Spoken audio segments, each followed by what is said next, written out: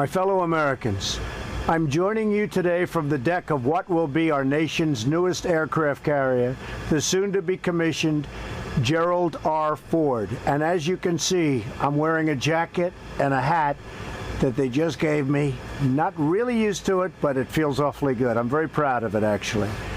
Our carriers are the centerpiece of American military might, projecting power and our totally unparalleled strength at sea. This beautiful new warship represents the future of naval aviation, and she will serve as a cornerstone of our national defense for decades and decades to come.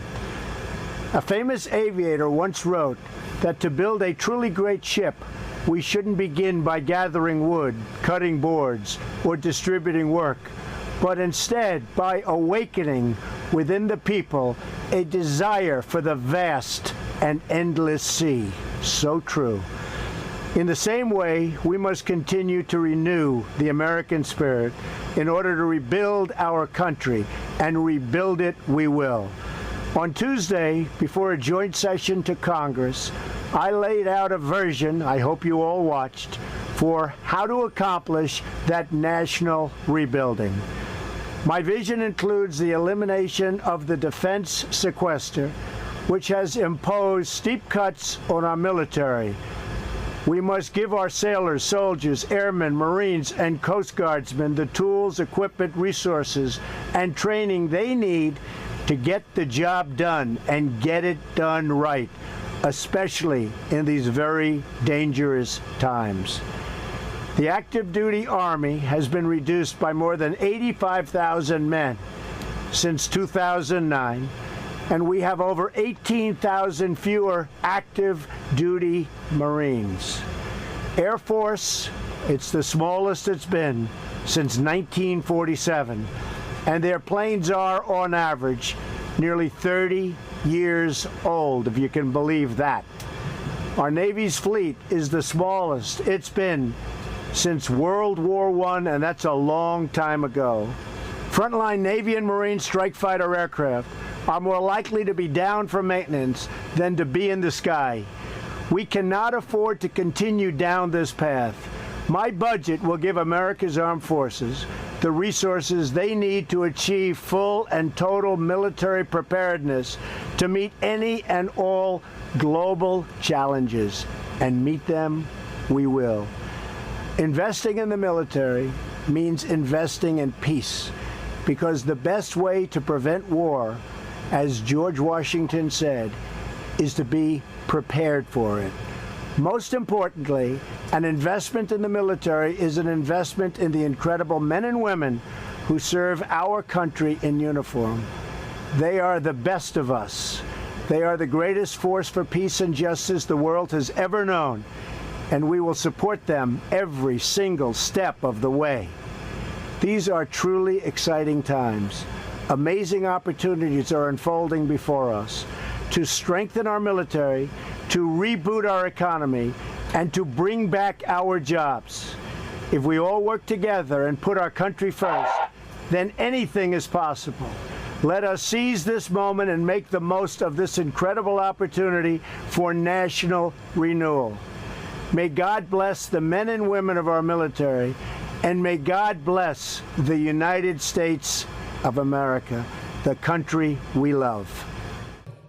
Of our military might, we will give the men and women of America's armed services the resources you need to keep us safe. We will have the finest equipment in the world, planes, ships, and everything else.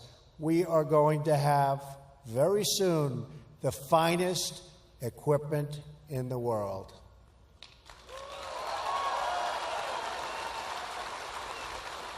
We will give our military the tools you need to prevent war and, if required, to fight war and only do one thing. You know what that is? Win. Win. We're going to start winning again. Admiral John Richardson, Chief of Naval Operations, is with us today as well. Great gentleman. Admiral, we're going to ensure our Navy has the resources, personnel, training, and equipment the kind of equipment that you need. So congratulations, Admiral, and a lot more is coming.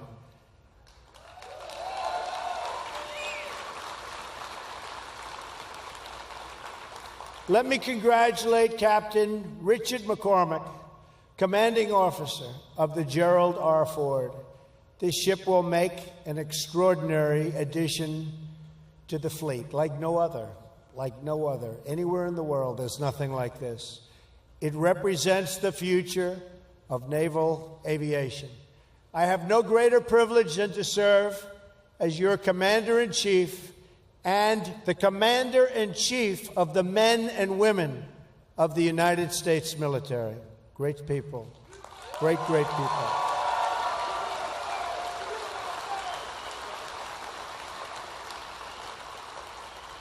I salute you, and I salute our sailors.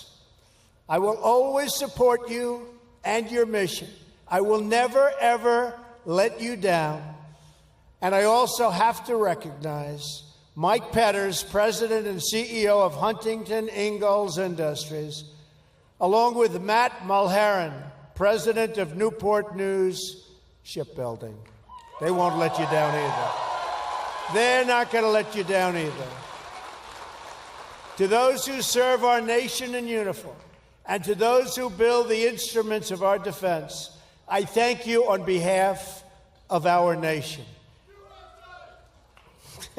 I agree. Our carriers are the centerpiece of American military might overseas. We are standing today on 4.5 acres of combat power and sovereign U.S. territory, the likes of which there is nothing to compete. There is no competition to this ship. It is a monument to American might that will provide the strength necessary to ensure peace. This ship will carry 4,500 personnel and 70 aircraft and will be a vital component of our defense. This carrier and the new ships in the Ford class will expand the ability of our nation to carry out vital missions on the oceans to project American power in distant lands. Hopefully, it's power we don't have to use. But if we do, they're in big, big trouble.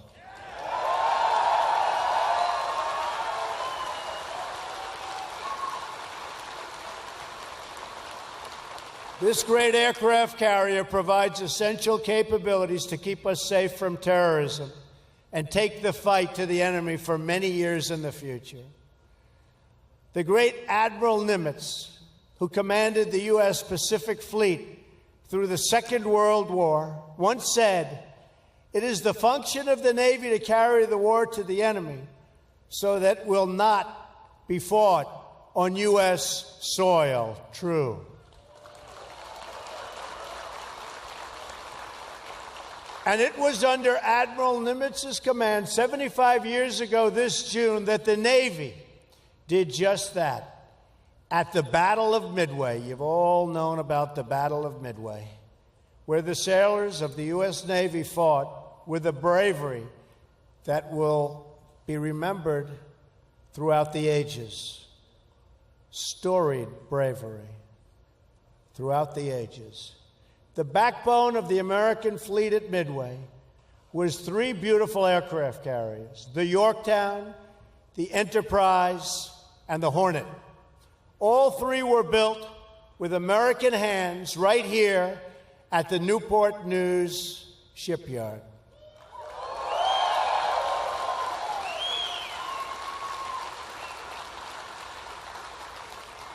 At Midway, America was greatly outnumbered by, a lot.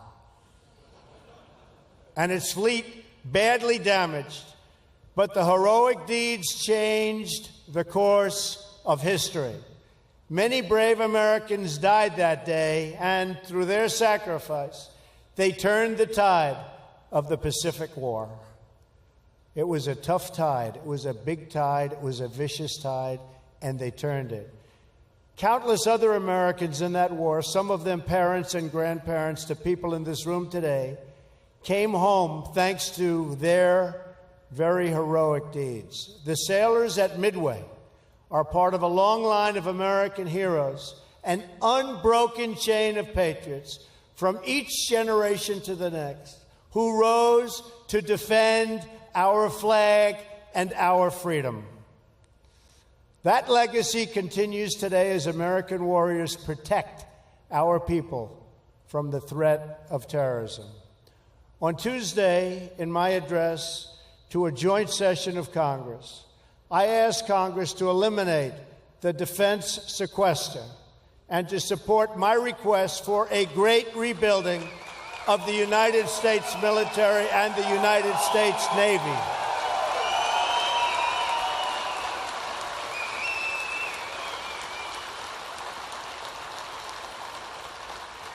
After years of endless budget cuts that have impaired our defenses, I am calling for one of the largest defense spending increases in history.